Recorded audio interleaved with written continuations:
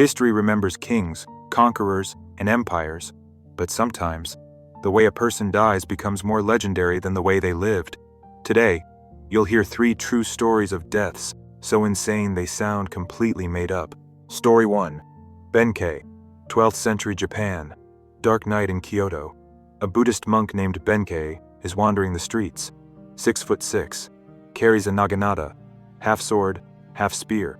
He's a Sohei, a warrior monk, and he hates samurai, thinks they're arrogant. So he made a goal: duel and defeat 1,000 samurai, take their swords. Tonight, he's at 999. One more to go. Near Goto Tenjin Shrine, he hears a flute, finds a small, thin samurai with a beautiful gilded katana. Perfect final trophy. Benkei challenges him. The samurai agrees. They walk to Gojo Bridge. Benkei rushes in and loses. Fast. The samurai just walks away. Benkei is humiliated. How could a tiny man beat him? He stalks Kiyomizu Dera Temple, waits. The samurai shows up. Benkei challenges again, loses again. This time, Benkei bows, says, "I'll abandon my monk life. Let me follow you." The samurai? Minamoto. No, Yoshitsune. Legendary warrior of the Minamoto clan. He accepts. They become inseparable. They fight in the Genpei War against the Taira clan, the same clan that killed Yoshitsune's father. After 5 years, Minamoto wins. Yoshitsune's half-brother, Yoritomo, becomes shogun. But without a common enemy, jealousy turns brothers against each other. Yoritomo hunts Yoshitsune. Yoshitsune and Benkei flee, find protection under the Fujiwara clan, a few years of peace. But Yoritomo bribes and pressures Fujiwara to betray them. June 15th, 1189. Battle of Koromogawa. 500 Fujiwara soldiers surround Yoshitsune's castle. Outnumbered 5-1, Yoshitsune's men fight hard. Benkei is a demon, crushing enemies a foot shorter. But soon, only a handful remain. Yoshitsune knows it's over. He tells Benkei, "I need time to commit seppuku inside the castle. Hold them off." Benkei nods, walks to the bridge. The only entrance. Stands alone. Fujiwara's men charge. Benkei cuts them down, one after another. Some say he killed 300 soldiers on that bridge. Bodies pile up. No one can pass. Fujiwara orders archers. Arrows hit Benkei's chest. He doesn't flinch. Another volley. Nothing. His body is a pincushion. But he stands. Time passes. No one dares cross. Finally, Fujiwara forces his men onto the bridge. They creep closer. Benkei doesn't move. When they reach him, they discover he's already dead. He had positioned his body against his spear, held upright by his weapon in the pile of corpses. He showed no pain, no emotion, even as arrows pierced him. He gave Yoshitsune enough time to complete the seppuku ritual with honor. That's a warrior. Story 2. Yi Sun-shin, late 16th century Korea. Corruption everywhere. Military weak. Generals who've never seen combat. To the east, Japan just finished a 100-year civil war. Their leader, Hideyoshi Toyotomi, reunifies Japan. Now he needs a new enemy. He chooses Korea. In 1592, hundreds of Japanese ships appear off Busan. 2 Korean admirals panic, sink their own ships so they don't have to fight. Half the Korean Navy gone overnight. Japanese soldiers land. They're veterans of a century of war. Koreans stand no chance. Seoul falls in 3 weeks. Pyongyang falls soon after. Korea is collapsing. But one man rises, Admiral Yi Sun-shin. Yi was never liked by the elites. Why? Because he was too good. He made everyone look bad. Jealous generals falsely accused him of desertion. The king believed it. Yi was stripped of rank, thrown in prison, tortured, but he climbed back. By the invasion, he commanded a small fleet. Koreans had one advantage: their ships. The Panoxion, a floating fortress with cannons. Japanese ships were just transport vessels. Their strategy? Board and fight close. Against a Panoxion? Impossible. While other admirals fled, Yi charged straight at the Japanese. Using bait tactics, he sank over 200 Japanese ships in weeks. 0 losses of his own. Battle after battle, vastly outnumbered. He won every time. By end of 1592, Yi had sunk 350 Japanese ships. But remember the two coward admirals who sank their own fleet? One of them, Gyun, was insanely jealous. He talked shit about Yi to the king every day.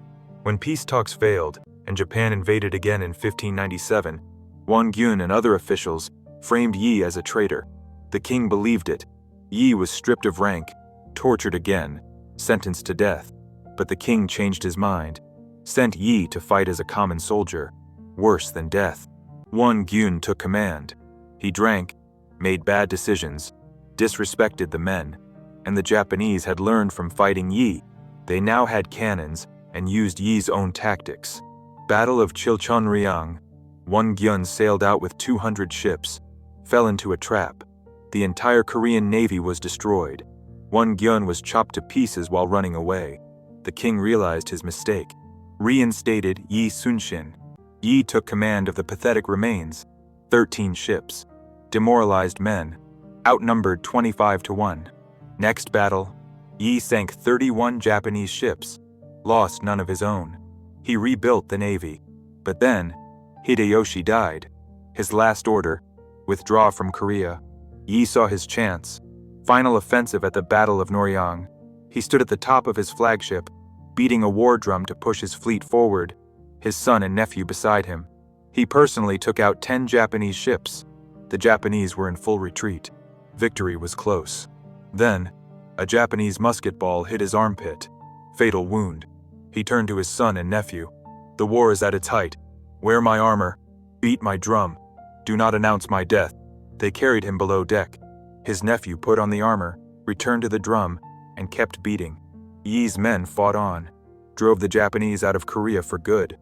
Sun-shin died below deck, listening to his drum, knowing his homeland was finally free, undefeated in every battle.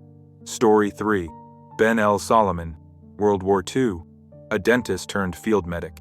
Ben L. Solomon graduated from USC Dental School in 1937, drafted in 1940, model soldier, skilled with rifle and pistol, rose to captain, regimental dental officer of the 105th Infantry Regiment, June 1944, deployed to Saipan. Pacific fighting was brutal. So many wounded that Solomon volunteered to replace an injured field surgeon. By July, both sides had heavy losses. The remaining Japanese troops on Saipan realized they couldn't win. They decided on a final banzai charge. Kill as many Americans as possible. No plan to return. July 7th, 1944, 4 a.m., 4,000 Japanese soldiers attacked. Solomon's field tent was 50 yards behind the front foxholes.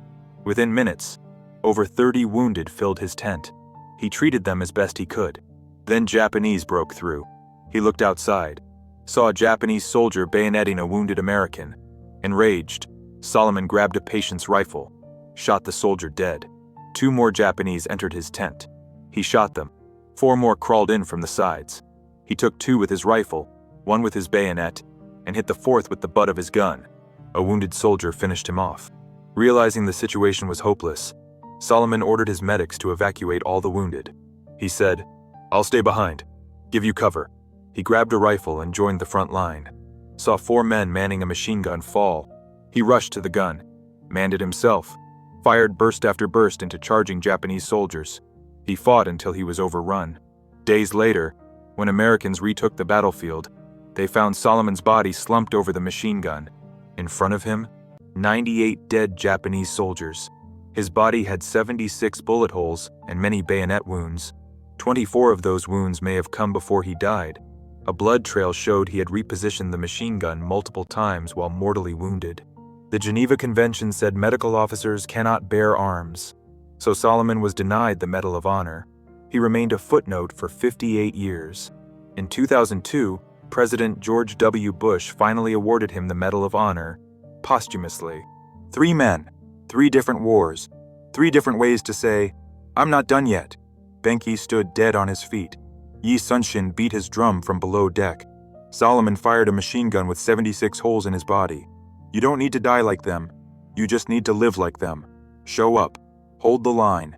And when the world says you're out, you keep beating the drum. That's the move. Now go.